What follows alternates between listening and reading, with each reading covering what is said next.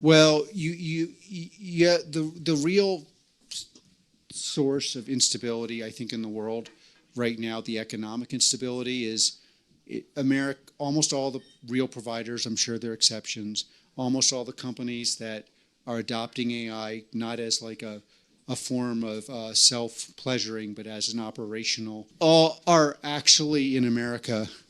And so you have this huge, and this is even more true on the battlefield. You have a huge disjunction where, I mean, I spent half my life in Europe. I wrote my PhD in German. On my father's side, they were Alt-Allemand and for 900 years.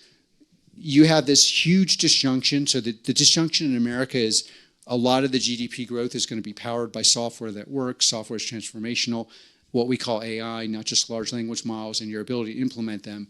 And that's going to fall probably to a very, very small number of people. So a lot of GDP growth, very small number of people profit. So that leads to dislocations in the U.S. The dislocation, I'm in favor of fighting and unifying the West. The dislocation between America and Europe is the startup scene here is anemic, and the real growth in providers are in America. There's another thing which is particularly disadvantageous, which is the idea, not throwing shade on any startups, but most people who actually make money on AI are going to already be established people implementing AI in various forms. So strong military gets stronger, strong software companies get stronger, people who are in a weaker position get much weaker. So that's then on the battlefield. There's these stats that are crazy. 84% of the top 50 tech companies in the world are American. That's okay. Imagine what that's going to be in 10 years. It's going to be 90%, 95%. And why is that? You know, the thing that, and I've been yelling, almost every European leader you've ever met, I've yelled at in private. And I've said the same thing over and over again. You're modeling this as intelligence. I spent my graduate school in Germany. French people think I speak French. It's much more like building a rock band.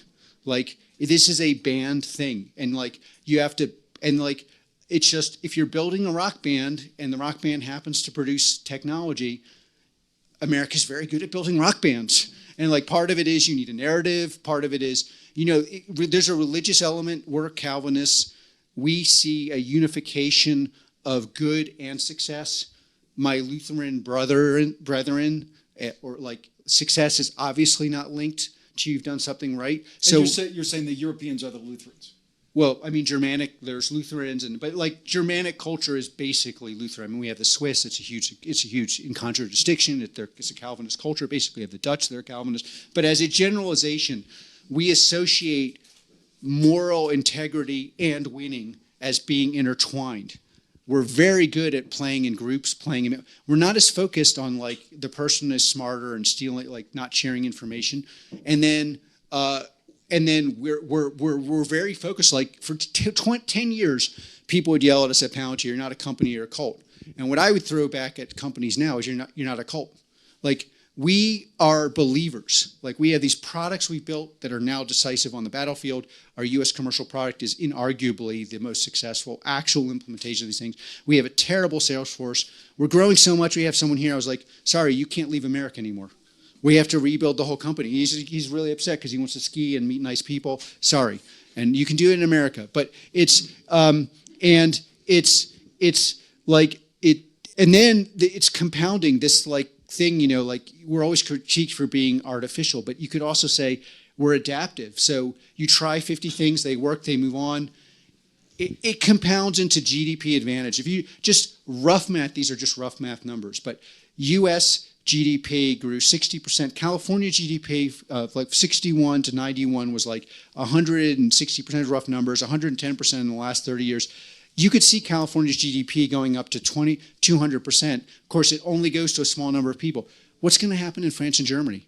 Like, how are you going to support the education I had in Germany with 20%, 10% GDP growth?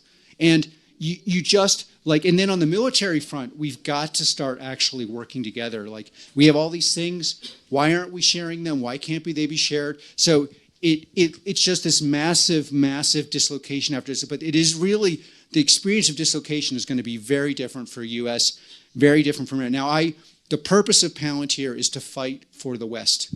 And so I really want Europe to get its act together. But part of getting its act together is we can't just continue lying, half lies, halblügen. It's like we have to actually talk about these issues and argue with each other, as opposed to, yes, we all believe I believe in climate, I believe in fighting xenophobia. Okay, we all believe in this. Now, can we talk about some things we disagree on? And really talk about what is it going to mean when America has all the GDP growth? And it's like, yes, sure, we have these crazy political situation. Couldn't be crazier. But crazy political situation and GDP growth, that's much better than nice political situation and no GDP growth. Try that one on for size while having a world-class education. It will never work. So, Alex, you're saying the U.S. is on track to having almost all the innovation growth? Well, we're at 84% of the top 50 startup of tech people now. This is basically pre-AIP, pre-AI. What do you think is going to happen? Like, my company is worth between $35 and $40 billion. I'm pretty optimistic we're going to continue to grow and get bigger. Okay, at $60 billion, you are on that list. Okay, it's very likely we'll be on that list. Like, any one of the products we built would be the #1 startup in Germany.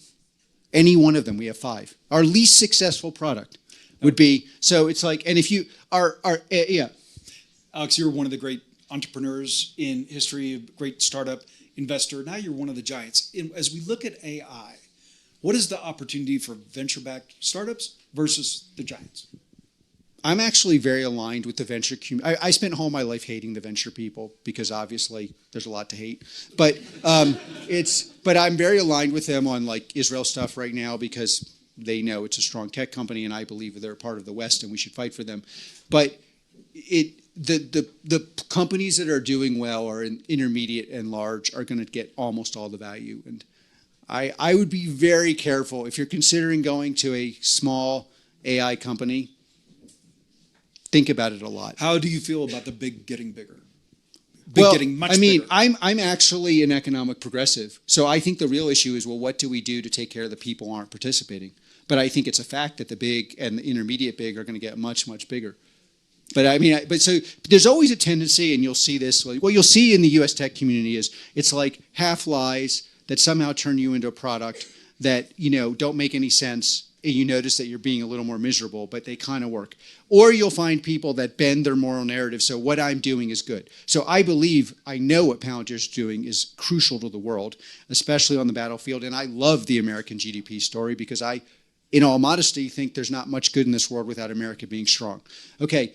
However, it is clearly a problem for America and every other country that all the money basically is going to go to a couple players. And we have a societal problem. How do you make sure everyone else has teeth and health and education and things that actually give people an opportunity? That is a really big societal problem. And talking about like all sorts of things that in my view make no sense, like weird permutations of identity politics, is not going to fix the problem.